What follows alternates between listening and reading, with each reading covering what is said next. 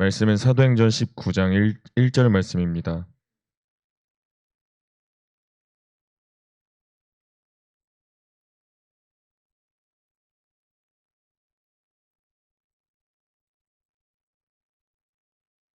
사도행전 19장 1절 말씀입니다.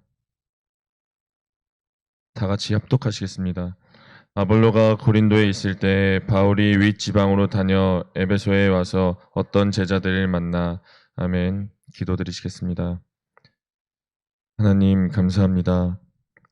오늘이란 하루를 보내고 또 내일이라는 하루를 이제 곧 맞이하게 됩니다.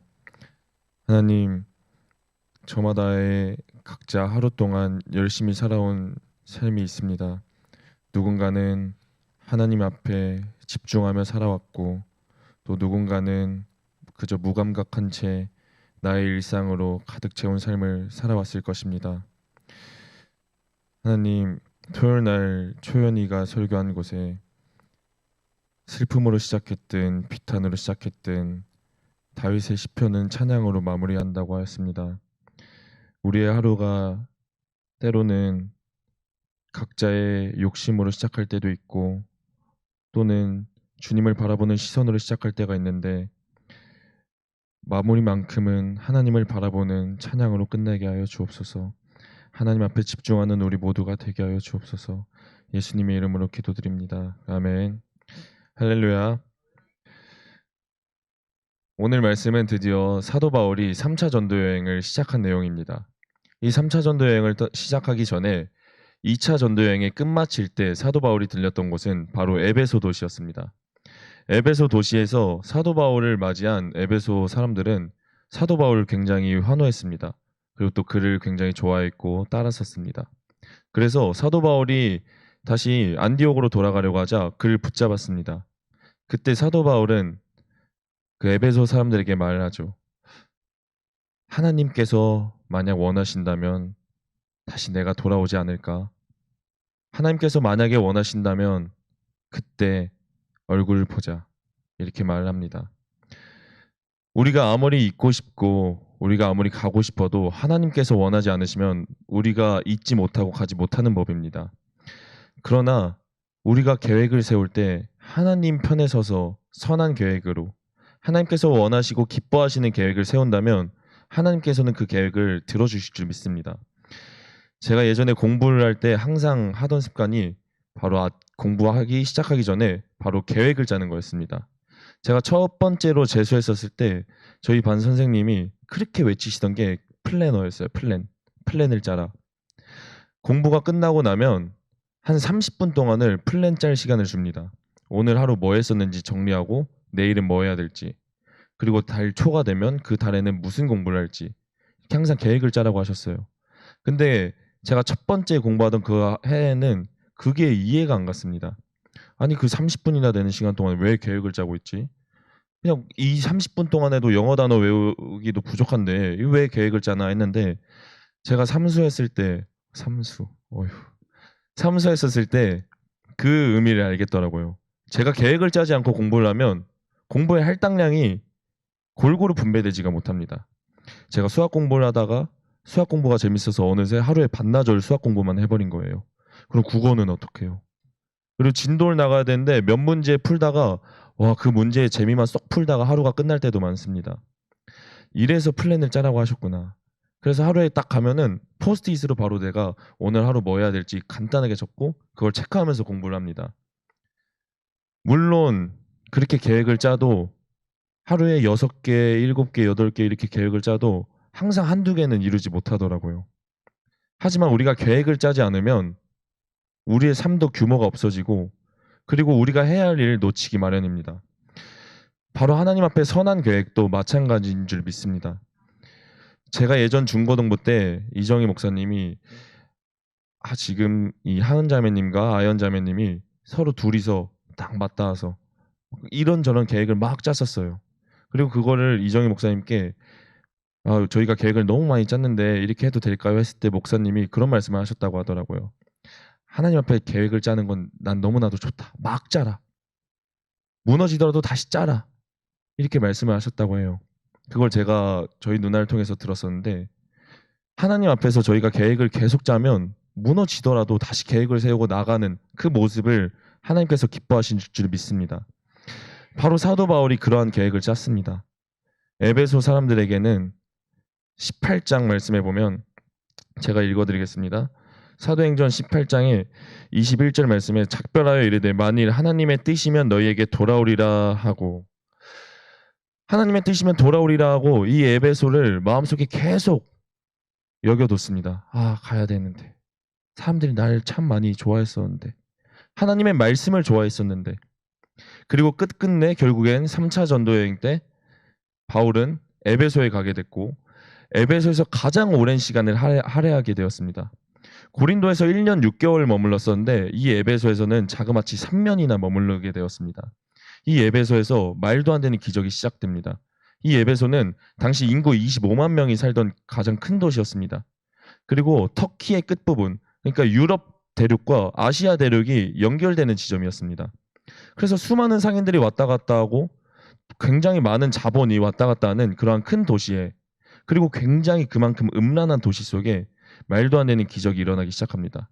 이 에베소에서 사도 바울은 자신이 했던 관례대로 바로 첫 번째 찾아가는 곳은 유대인의 회당이었습니다. 이 유대인의 회당에 들어가 하나님 나라와 예수 그리스도의 연결점을 또 전하죠. 근데 이곳의 말씀에서도 보면 사도행전 19장 8절 말씀에 바울이 회당에 들어가 석 달 동안 담대히 하나님 나라에 관하여 강론하며 권면하되 어떤 사람들은 마음이 굳어 순종하지 않고 무리 앞에서 이 돌을 비방하거늘 바울이 그들을 떠나 제자들을 따로 세우고 두란노 서원에서 날마다 강론하니라. 여느 곳과 같이 사도 바울이 그 회당에 가서 예수님의 복음을 전했을 때 그 돌을 비방하는 사람들이 있었습니다. 이 비방하는 사람들 향해 사도 바울은 바로 그 자리를 떠납니다. 이러한 말씀을 사도행전 곳곳에서 저희가 찾아볼 수가 있습니다. 사도행전 18장 6절 말씀입니다.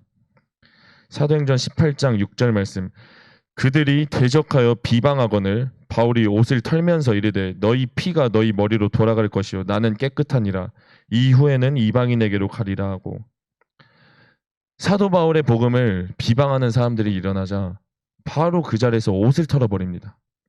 그리고 너희의 피가 너희 머리에게 돌아갈 것이니라 이 말씀을 하죠. 그리고 또한 사도행전 13장 51절 말씀에 보면 제가 읽어드리겠습니다. 사도행전 13장 51절 말씀에 두 사람이 그들을 향하여 발에 티끌을 떨어버리고 이고니온으로 가거늘. 사도 바울의 예수님의 복음이 전해지지 않을 때 하나님의 시선은 다른 곳으로 향하게 됩니다. 우리가 아무리 계획을 짜고 우리 저마다의 일상으로 하나님 앞에 다가가게 돼도 우리가 끝끝내 하나님의 도를 따르지 않고 마침내 우리의 삶의 행태가 비방하는 행태를 띠게 되면 하나님의 시선은 우리를 떠날 수밖에 없게 됩니다. 저는 하나님을 비방하지 않았어요. 말로도 하지 않았고 마음으로도 안 했다고 생각을 했어요. 하지만 누군가가 제 삶을 보고 하나님의 절대적 주권자이신 하나님의 시선에서 변하지 않는 제 삶을 보면 그 삶은 마치 하나님을 비방하는 삶과 같다는 뜻입니다. 에베소 사람들, 이 3년 동안 바울이 긴 시간을 할애하면서 누군가는 변화를 받고 누군가는 변화를 못 받습니다. 우리는 변화를 받아야 될 줄 믿습니다. 이 19장 말씀에 사도 바울이 유대인의 회당을 떠나 두란노 서원에서 따로 제자들을 모아 그곳에서 가르치기 시작합니다. 그곳에서 기적이 일어나기 시작합니다. 사도 바울의 말을 듣고 야, 예수님이 이러한 분이구나. 정말 능통하신 분이시구나. 이러한 깨달음을 막 얻고 사도 바울의 권능이 하늘을 향해 치솟듯이 하나님께서 그를 세워주셨습니다. 그러자 사도 바울이 가지고 있던 손수건, 그가 입던 옷들을 병든 자들이나 귀신 들린 자에게 덮기만 하면 기적이 곳곳에서 막 일어나기 시작했습니다. 이때 바로 여김없이 등장하는 사람들이 있죠. 이를 보고 시기하는 사람들, 조롱하는 사람들, 따라하고 싶은 사람들, 진짜 진리가 무엇인지도 모르고 그것이 사도 바울이 행한 것이 아니라 사도 바울의 옷과 앞치마와 손수건을 통해 하나님께서 하신 기적인데도 불구하고 그 사람의 모습만 보고 좋아서 따라하고 싶어하는 자들이 이 말씀 속에서도 있습니다.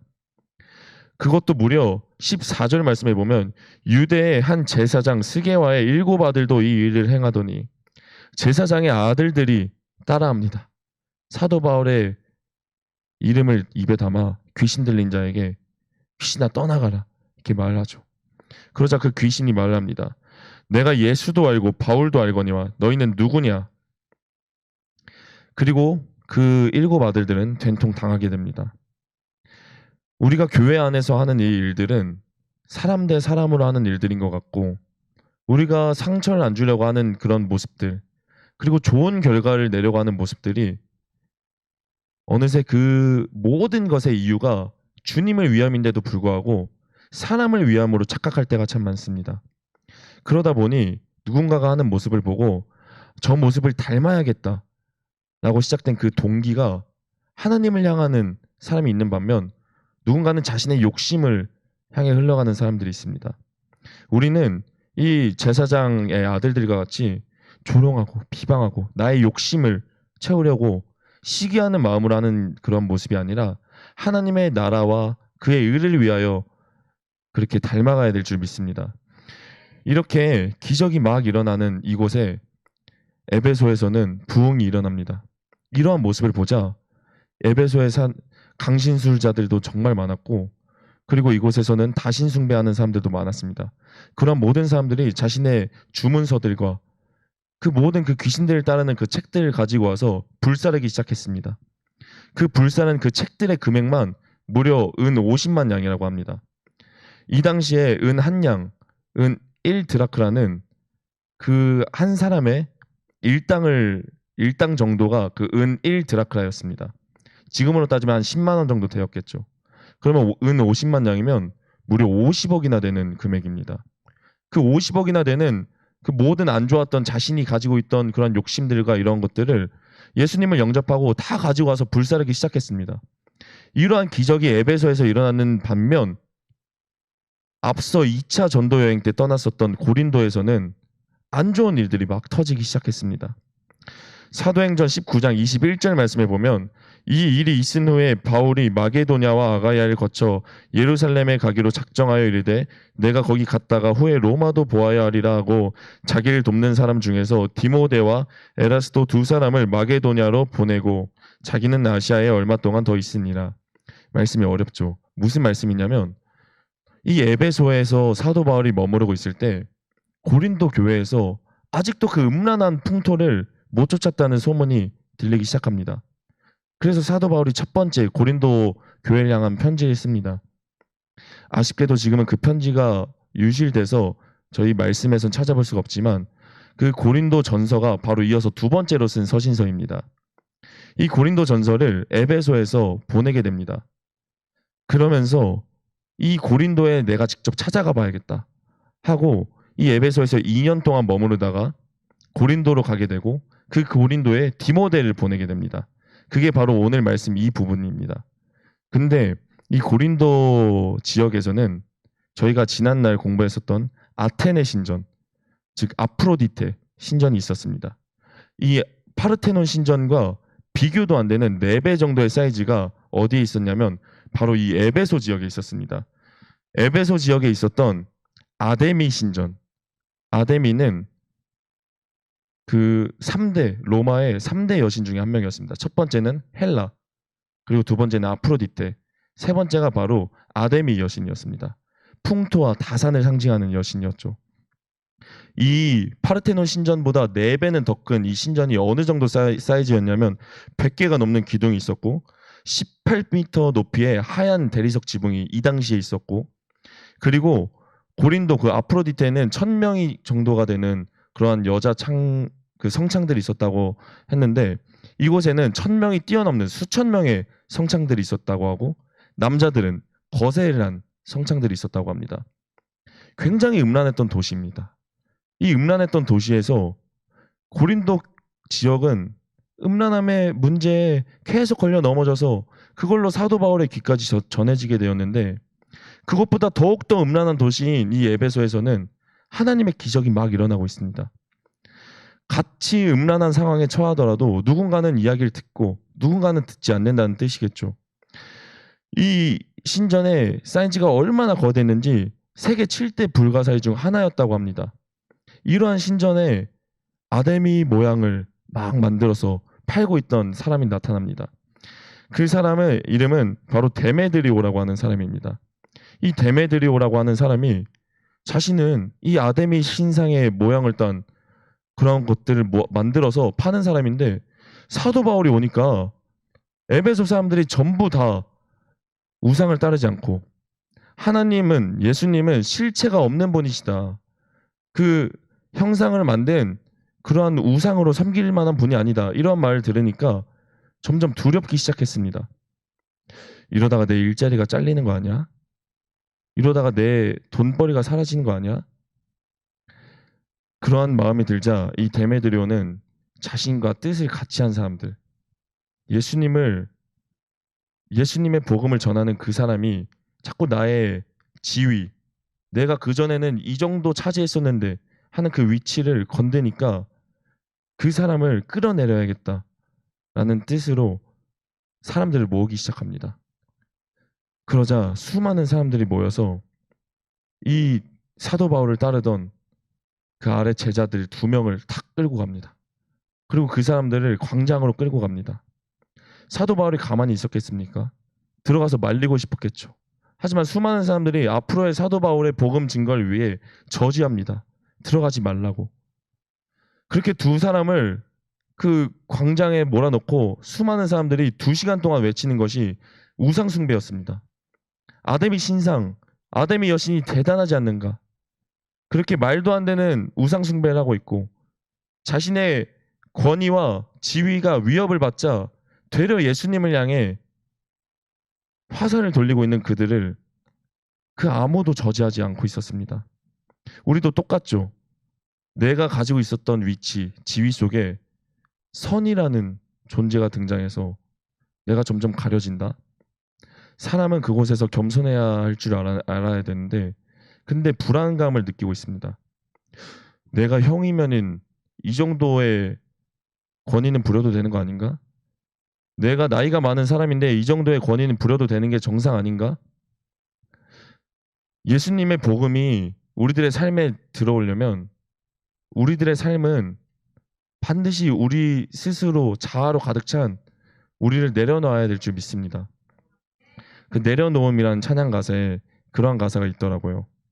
하나님께서 우리를 부르시고 싶은데 우리 안에 자아가 너무 가득 차니까 그 자아를 비우라고 하십니다. 우리의 그 자아 때문에 누군가에게 화를 내고 누군가에게 권위를 부리게 되고 내 자존심을 내세우게 됩니다. 우리가 이러한 모든 것들을 내려놓아야 될 줄 믿습니다. 그 모든 것들을 내려놓았을 때 하나님께서는 기적적으로 그 2 제자들을 살립니다. 한 서기장이 다가와 우리가 이렇게 하는 것들은 다 불법이다. 로마에 제대로 법소송을 하든가 해야지 이렇게 하는 것은 우리를 해하는 꼴밖에 안 된다. 이들을 놓아줘라. 하나님의 선한 방법대로 살아가면 하나님께서 어떠한 방법으로든 우리를 도와주실 줄 믿습니다. 우리가 어떠한 상황, 음란한 상황에 처해 있든, 그리고 또 우리가 이 신상 사람들처럼 우리의 자아로 가득 차 있든, 그 속에서 자아를 내려놓는 사람과 그리고 그 속에서 음란을 내려놓는 사람들처럼 저마다의 하루가 어떻게 시작됐든 마무리는 하나님을 향한 찬송으로 붙잡아야 될 줄 믿습니다. 다 같이 기도드리시겠습니다. 하나님, 이 아데미 신전 얼마나 수많은 사람들이 이곳에서 음란한 행위를 하고 각자의 욕심으로 돈을 벌며 예수님이라는 복음을 자신의 삶에 받아들이기보다는 자신의 삶을 쫓았던 사람들이 얼마나 많았을까요? 그러나 예수님의 복음을 받아들인 사람들은 자신의 자아도 다 내려놓고 내가 하고 싶은 욕심들도 다 내려놓은 사람들인 줄 믿습니다. 에베소로 다시 돌아오려는 사도 바울이 자신의 뜻이 아니라 하나님께서 원하시면은 그때 가겠노라라고 한 그 다짐처럼 우리들도 우리들의 뜻대로 살아가는 것이 아니라 하나님의 뜻대로 살아가야 될 줄 믿습니다. 하나님을 향한 끊임없는 계획과 그리고 굴하지 않는 시선으로 살아가면 하나님께서 기적을 통하여 그리고 사건들을 통하여 도와주실 줄 믿습니다. 하나님을 바라는 우리 모두가 되게 하여 주옵소서. 예수님의 이름으로 기도드립니다. 아멘.